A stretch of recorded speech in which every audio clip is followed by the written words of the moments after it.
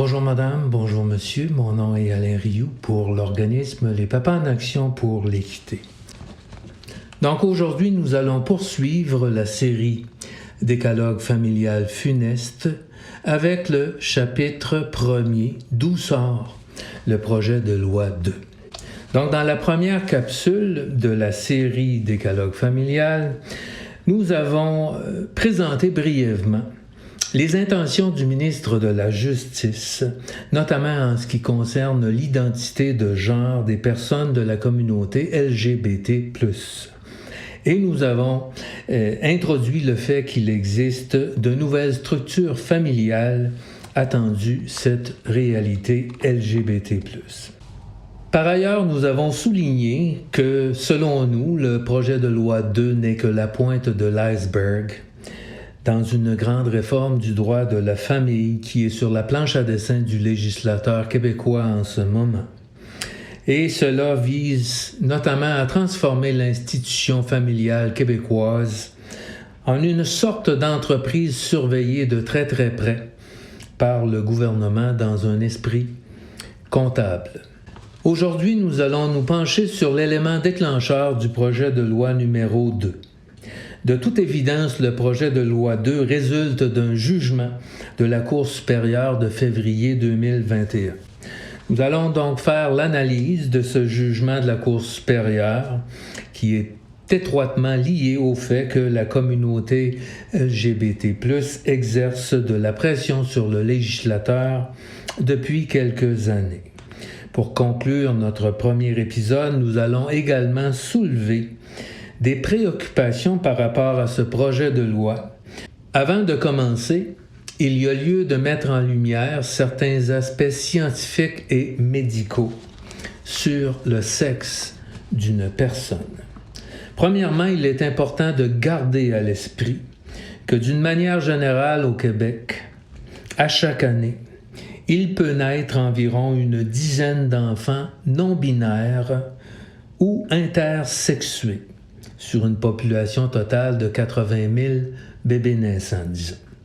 Ces enfants ont un sexe indéterminé sur le plan biologique. En deux mots, ce sont des bébés qui naissent avec une anatomie génitale qui n'est ni spécifiquement mâle ni femelle. Les données varient selon les chercheurs, mais on pourrait dire qu'environ un bébé sur 5 à 10 000 bébés serait affecté. Selon le docteur Shivo Ghosh, qui pratique au Centre universitaire à Montréal, de 6 à 10 bébés intersexués naissent dans son établissement à chaque année. Par ailleurs, pour les besoins de notre étude, on peut considérer que la communauté LGBT+, représente, disons, un peu plus de 10% de notre population. Dans ce contexte de personnes non-binaires ou intersexuées, la Cour supérieure a été saisie d'une requête contre le procureur général du Québec et le jugement qui en résulte rendu par le juge Gregory Moore le 9 février 2021 sur la question de la violation de nos chartes par le Code civil du Québec. Bref, le juge Moore a appliqué le test de la Cour suprême et la Cour supérieure a donné jusqu'au 31 décembre 2021 pour modifier le Code civil reconnu discriminatoire pour les personnes non binaires. Et le 31 décembre 2021, c'est très bientôt. Les demandeurs sont transgenres, non-binaires ou intersexes, c'est-à-dire des personnes dont l'identité de genre ne correspond pas au sexe normalement décidé à la naissance, soit mâle ou femelle. Les demandeurs croient que le Code civil du Québec viole les droits des personnes transgenres, c'est-à-dire que les identifications mâle ou femelle ou père ou mère ne les identifient pas correctement. Ce manquement expose donc la communauté LGBT+, à de la confusion, de la discrimination, de la persécution et voire de la violence. En somme, en communiquant ces documents d'identité, il existe un risque pour le non-binaire d'être victime de discrimination et de violence de la part de la personne qui reçoit ou prend connaissance de ces documents. Par exemple, Samuel est non-binaire. Son acte de naissance indiquait qu'il était de sexe féminin et ses prénoms étaient féminins. Samuel est marié à Sarah et sur la déclaration de naissance de leur enfant, Samuel s'est désigné comme père de l'enfant, mais l'acte de naissance de l'enfant mentionne deux mères. Alors Samuel demande à être désigné tout simplement comme parent sur l'acte de naissance de son enfant. Samuel est à l'aise avec sa condition, mais il sait que les termes homme ou femme ou père ou mère ne correspondent pas à sa réalité. Jenna est une femme transgenre et Élisabeth est sa conjointe. Dans la déclaration de naissance de son enfant, Jenna s'est désignée comme mère de l'enfant, mais sur l'acte de naissance, elle est inscrite comme père parce que cet acte a été traité avant qu'elle change sa mention du sexe. Donc, ces personnes contestent ce qui suit. Ils contestent l'obligation de désigner le sexe d'un enfant à sa naissance. Ils contestent les restrictions imposées à des non-citoyens et des jeunes pour changer leur nom ou la désignation de leur sexe pour se conformer à leur identité de genre. La présence de la désignation du sexe sur les documents de l'état civil, le refus de modifier les actes d'état civil d'une personne après que son parent eut changé son sexe ou son nom pour se conformer à son identité de genre, conteste également que le directeur de l'état civil puisse rejeter une demande de changement de nom d'un mineur si un parent s'y oppose. Contexte que le sexe soit divulgué sur le permis de conduire, la carte d'assurance maladie et des documents d'étudiants. En somme, les articles du Code civil qui sont contestés violent les droits à la dignité, à l'égalité, à la vie privée, à la vie, à la sécurité, à l'inviolabilité et à la liberté garantie par nos chartes. Pour la partie intimée, soit le procureur général du Québec, on a annoncé que diverses modifications à la façon dont le directeur de l'État civil traitera les demandes présentées par les personnes transgenres ont pour but de corriger la situation. Selon le juge, le procureur général n'a pas adéquatement expliqué pourquoi les parents ne peuvent pas être identifiés en tant que parents sur les actes de l'état civil de leurs enfants lorsque père ou mère ne représentent pas leur identité de genre. En théorie, l'état civil est la condition d'une personne dans la société, c'est-à-dire la personne est majeure ou mineure, elle est mariée ou non mariée, elle est vivante ou décédée. Le registre de l'état civil permet donc à une personne de démontrer son état civil, c'est-à-dire son identité fondamentale, et le sexe est un élément qui a été choisi par le législateur pour la question de l'identification de la personne. Le registre de l'état civil a été créé en 1994.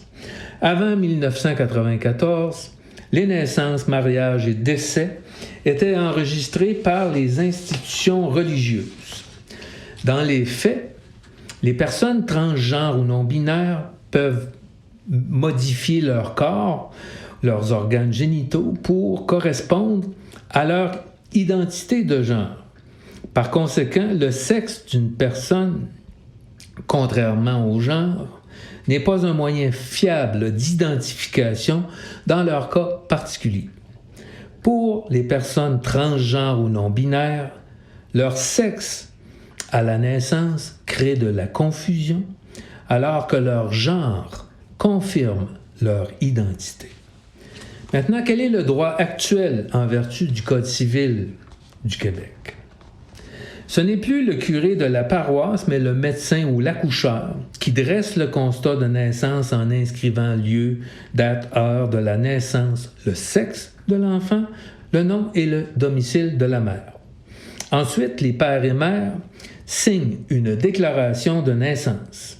Lorsque les parents sont de même sexe, ils sont désignés comme père ou mère de l'enfant et la déclaration est transmise au directeur de l'État civil dans les 30 jours. Depuis 2013, une personne n'a plus à subir de traitement médical ou d'intervention chirurgicale avant de demander la modification de la mention de son sexe. Une personne âgée de 14 à 17 ans doit fournir une lettre d'un professionnel de la santé, c'est-à-dire un médecin qui approuve la demande de changement de sexe. Le mineur peut aussi demander que l'opposition de son parent soit écartée et demander à ne pas aviser ses parents de la demande de changement de nom. Un mineur qui anticipe l'opposition de ses parents de déposer une demande de changement de nom peut s'adresser au tribunal au lieu de s'adresser au directeur de l'État civil.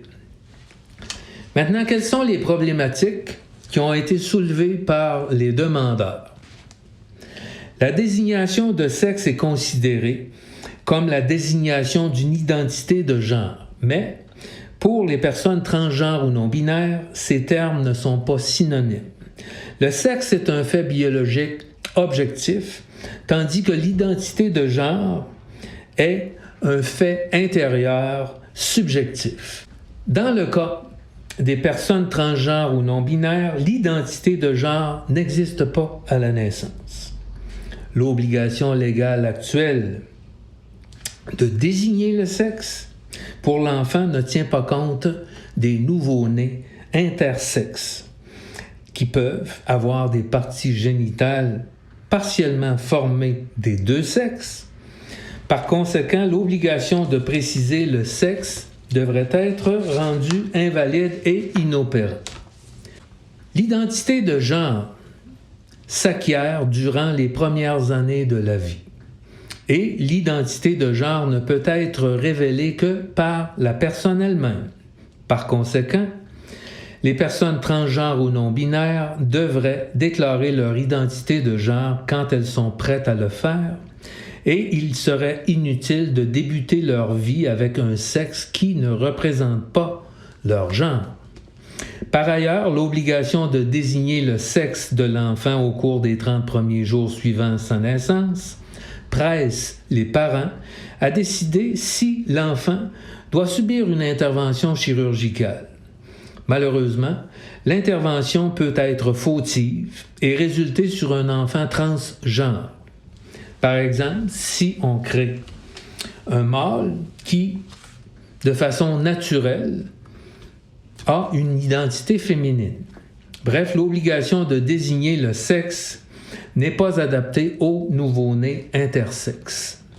Les personnes non-binaires devraient pouvoir être déclarées simplement parents plutôt que de devoir choisir entre l'appellation père ou mère sur l'acte de naissance.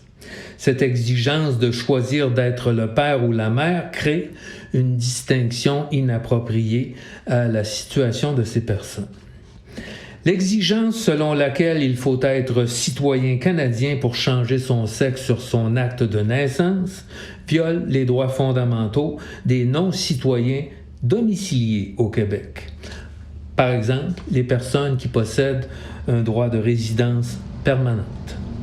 Par conséquent, le Code civil crée une distinction entre les citoyens canadiens qui peuvent et les non-citoyens domiciliés au Québec qui ne peuvent pas faire une demande de changement de la mention du sexe pour devenir conforme à leur identité de genre.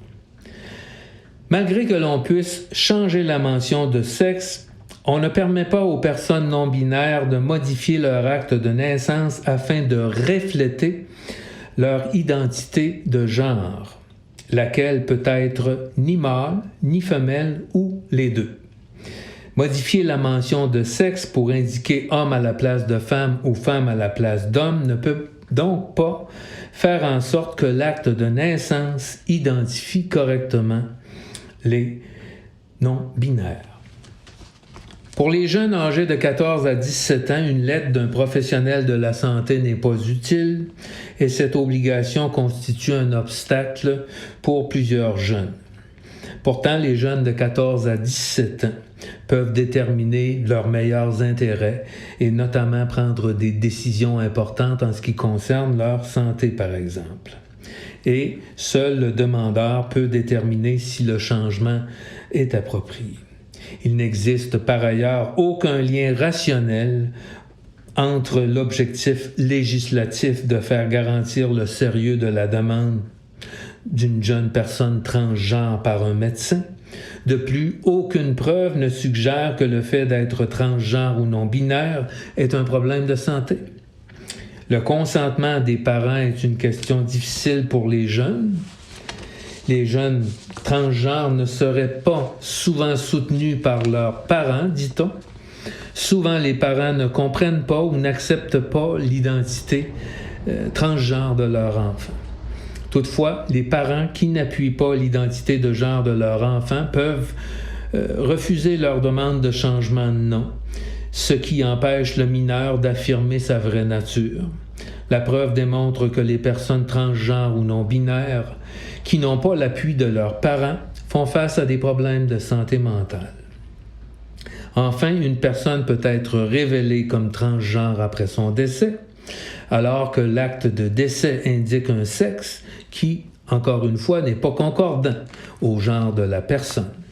Donc voilà pour l'essentiel des problématiques qui sont soulevées par les demandeurs dans cette instance. Bref, attendu les problématiques que l'on vient de discuter, il s'agit maintenant de faire la démonstration que le Code civil crée une distinction, une exclusion ou une préférence qui compromet le droit à la pleine égalité dans la reconnaissance et l'exercice d'un droit ou d'une liberté de la personne.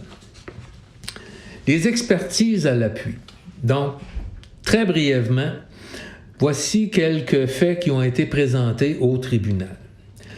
Lorsque les personnes transgenres ont au moins un document d'identité légale comportant une désignation de sexe qui correspond à leur genre, il y aurait une réduction de 27% des idées suicidaires et une réduction de 62% des tentatives de suicide.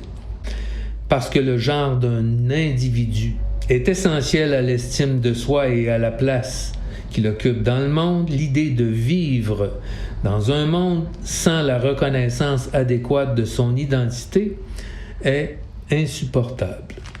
Selon les facteurs de risque de comportement suicidaire qui se trouvent dans les lignes directrices de l'Organisation mondiale de la santé, plusieurs facteurs de risque semblent directement liés à l'identité de genre. Maintenant, les conclusions de ce jugement.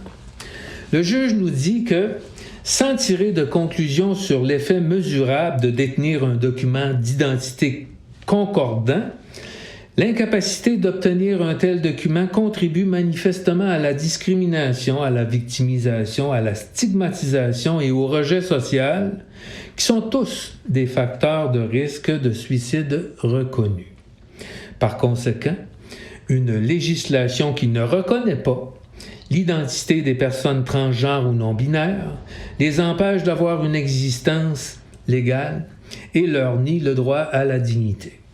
Dans l'état des choses, la mention du sexe sur les documents civils crée une discrimination à l'égard des personnes transgenres ou non-binaires. Selon la Cour, le procureur général doit prouver que son projet de loi est conçu pour limiter son effet négatif sur les droits des personnes transgenres et non-binaires, et dans ce cas, c'est donc le projet de loi 2 qui est sur la table maintenant.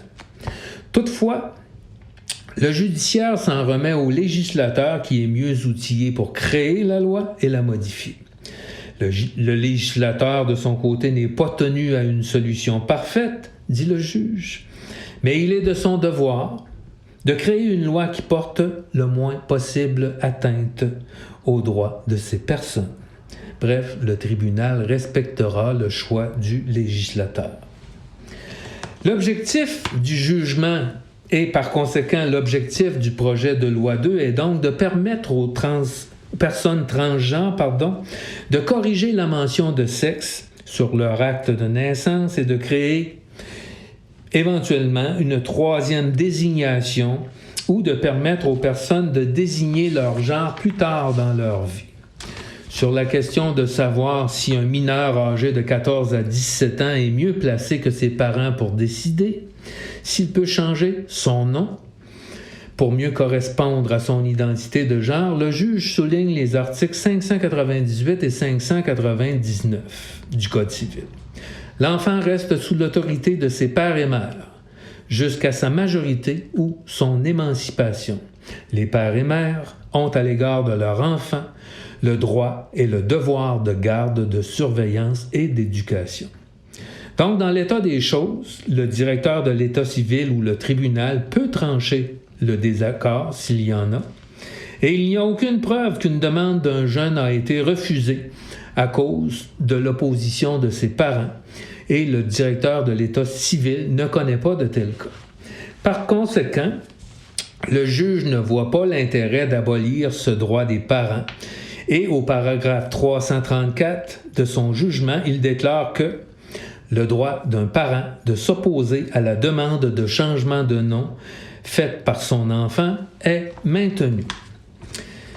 Ensuite, le tribunal déclare que parce qu'ils obligent les parents non binaires à être identifiés comme père ou mère plutôt que comme parents, les articles 111, 115 et 116 du Code civil du Québec violent les droits à la dignité et à l'égalité des parents non binaires et sont invalides et inopérants. Cependant, le tribunal suspend sa déclaration d'invalidité jusqu'au 30 décembre 2021. Le tribunal déclare que parce qu'il ne permet pas aux personnes non-binaires de changer la mention de sexe sur leur acte de naissance pour correspondre à leur identité de genre, l'article 71, paragraphe 1 du Code civil du Québec viole les droits à la dignité et à l'égalité des personnes non-binaires et donc invalides et inopérants. Et, encore une fois, le tribunal suspend également la déclaration d'invalidité jusqu'au 31 décembre 2021, donc très bientôt. L'exigence de la citoyenneté canadienne est tout simplement supprimée dans les articles 59 et 71. L'article 23.2 du règlement relatif au changement de nom est également déclaré inopérant et invalide.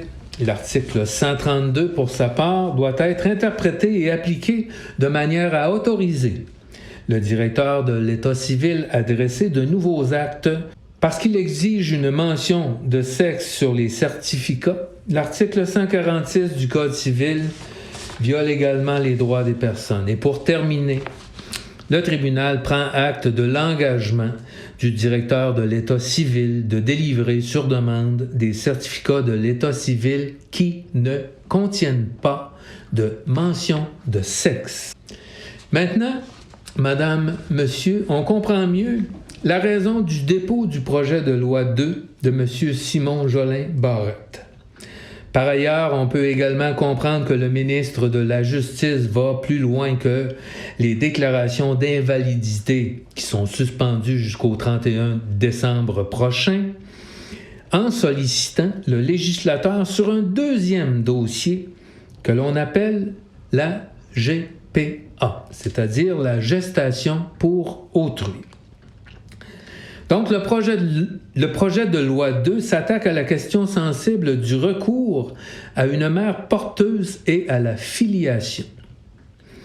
La filiation désigne le rapport de famille qui lie un individu à une ou plusieurs personnes dont il est issu. Et traditionnellement, on parle du lien de sang entre l'enfant et ses parents biologiques.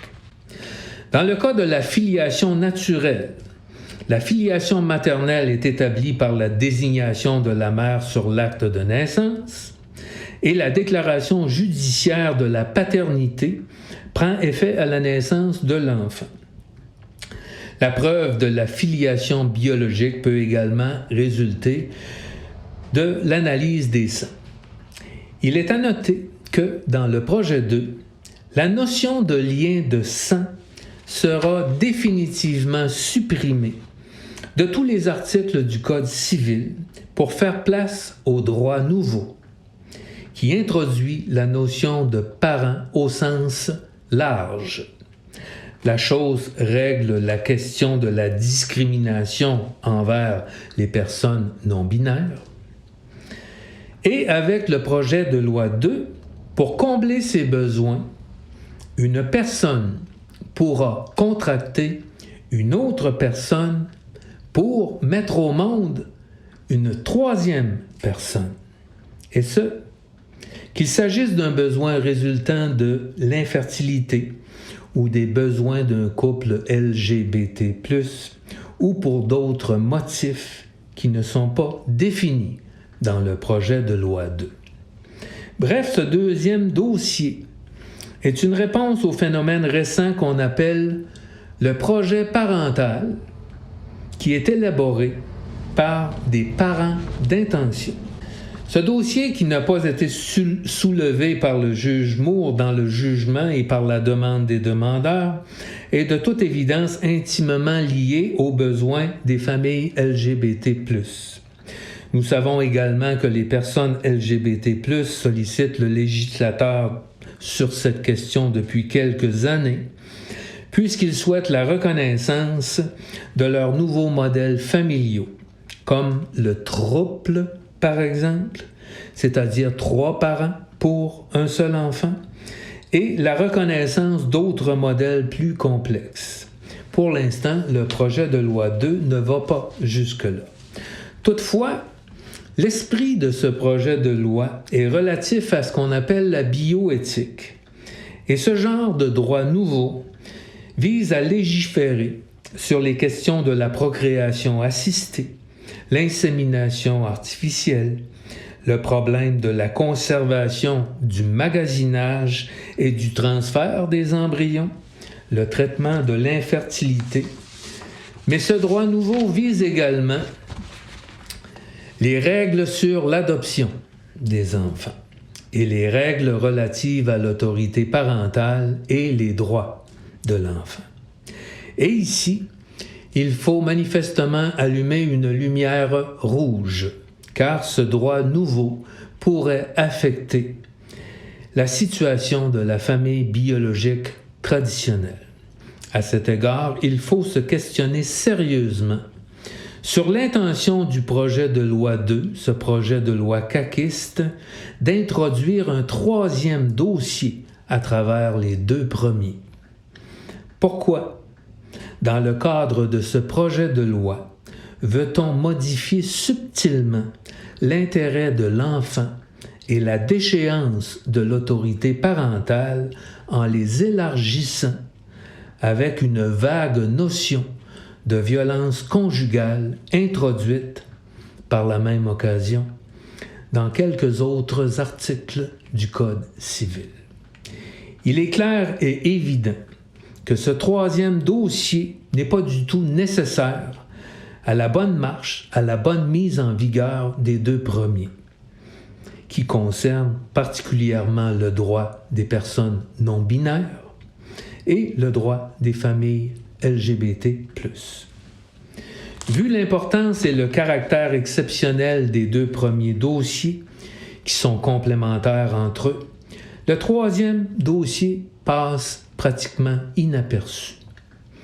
Est-ce que le gouvernement caquiste veut également satisfaire un autre groupe d'intérêts qui revendique des changements législatifs auprès du législateur?